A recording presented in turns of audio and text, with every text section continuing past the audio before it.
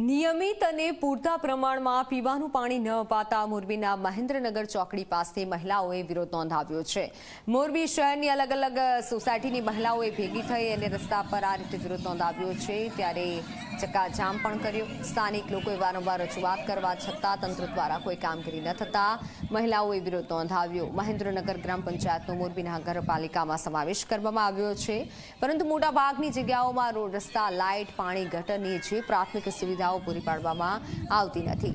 મહિલાઓએ રસ્તા પર ઉતરી વિરોધ કર્યો। રસ્તા પર ચક્કાજામ કરી દેવામાં આવ્યો, જેથી બંને બાજુએ વાહનોના થપ્પા લાગી ગયા અને કલાકો સુધી વાહનોની અવરજવર બંધ રહેવાના કારણે સ્કૂલેથી ઘરે જઈ રહેલા વિદ્યાર્થીઓને પારાવાર મુશ્કેલી પડી।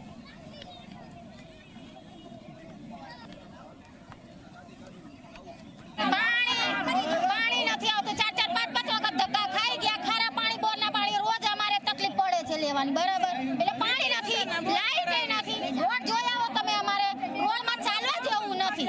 રાતની લાઈટ કીધી હે તો લાઈટ એ નહીં સરકારી, અને આપણે પરમાનન્ટ વાળો બનાવવા મોકલીએ તો રસ્તો લટકાઈને વયા ગયા હતા 4-5 દિવસથી ખાલી લટકાઈને વયા ગયા। હવે રસ્તો પડે પવનથી તો કેટલા પબ્લિક મરે, કોની જવાબદારી એ જોવાનું, જરી કે વ્યવસ્થા નથી અમારી।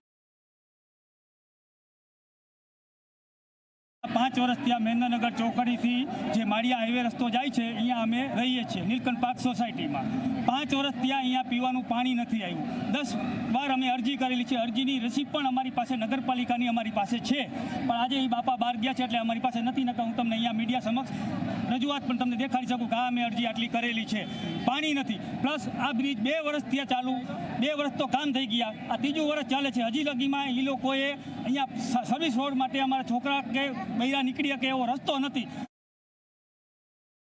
એમનો મેઇન પ્રશ્ન શું કે પાણીનો હતો કે આપણે એને જે અત્યારે પાણી આપીએ છીએ એ પાણી એમને શું કે અપૂરતું પડે છે, તો એના માટે આપણે સમાધાન માટે એ જ કીધું કે આની પહેલાં આવતો એમનો પ્રશ્ન આવ્યો હતો ત્યારે પહેલાં 2 કલાક પાણી આપતા હતા, એના પછી આપણે શું કે ત્યારે સોલ્વ કરીને 3 કલાક પાણી કરી દીધું।